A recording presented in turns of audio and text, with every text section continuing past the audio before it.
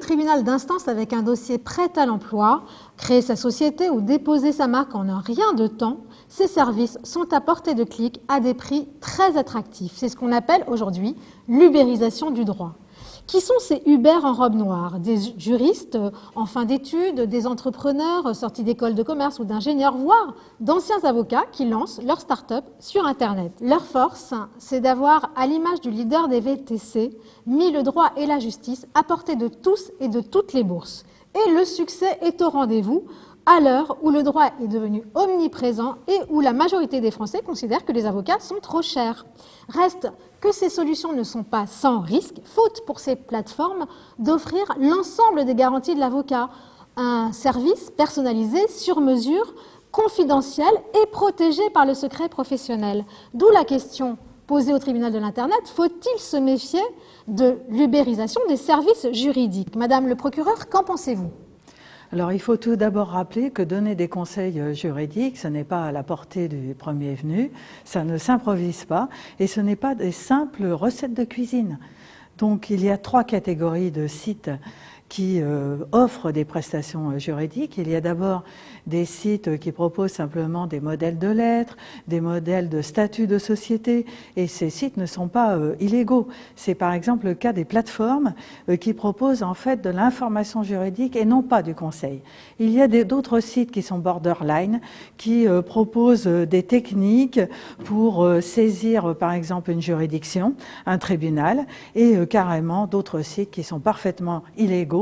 Je veux parler des braconniers du droit qui vont fournir non pas de l'information, mais du conseil, c'est-à-dire le travail d'un avocat.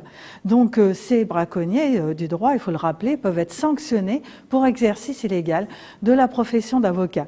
Il y a des sanctions, une loi de 71 qui sanctionne de peine d'amende de 4 500 € et en cas de récidive 9 000 € et 6 mois d'emprisonnement avec sursis ou l'une de ces 2 peines en cas d'exercice illégal de la profession d'avocat. Donc il est important de vraiment faire cette différence et évidemment l'avocat qui est un véritable professionnel, qui a fait des études, apporte des garanties aux justiciables qui est complètement nécessaire de souligner. Maître, l'ubérisation du droit va-t-elle détrôner les avocats? Bien sûr, les technologies modifient le métier d'avocat, mais ce n'est pas pour ça que les avocats vont disparaître. Le citoyen a de plus en plus besoin de droits et les avocats sont les interlocuteurs naturels du citoyen. Ils offrent des garanties, Madame la procureure les a rappelées, le secret professionnel, le respect du conflit d'intérêts. Tenez, prenons l'exemple du divorce. Est-ce que demain, on va être divorcé par un algorithme, un logiciel, derrière un écran? C'est comme en médecine. Le médecin que vous allez voir pour un mal de tête, il va peut-être vous prescrire une simple aspirine, mais le mal peut être ailleurs. Donc, certains vont vous dire simple. Il y a des actes extrêmement simples et il suffit de les modéliser. Vous prenez le dépôt d'une marque, bien sûr, le formulaire est facile à remplir, mais il y a une stratégie d'intelligence économique à développer. Il y a une recherche d'antériorité. Les statuts d'une société, il faut peut-être un pacte d'actionnaires et les conséquences, on les mesurera beaucoup plus tard. Les conseils fiscaux, tout ce qui accompagne cet acte simple.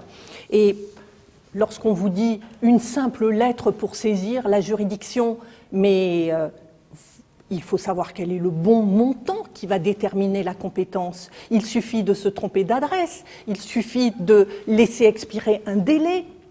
Et là, le préjudice est irréversible. L'expérience, le savoir, le savoir-faire, le savoir-être ne s'improvisent pas. Et pour cela, l'avocat est présent et apporte ses garanties.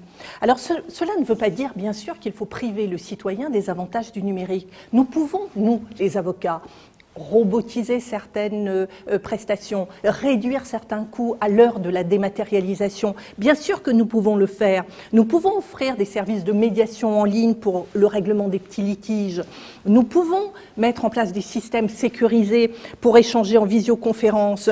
Nous pouvons créer des plateformes mutualisées.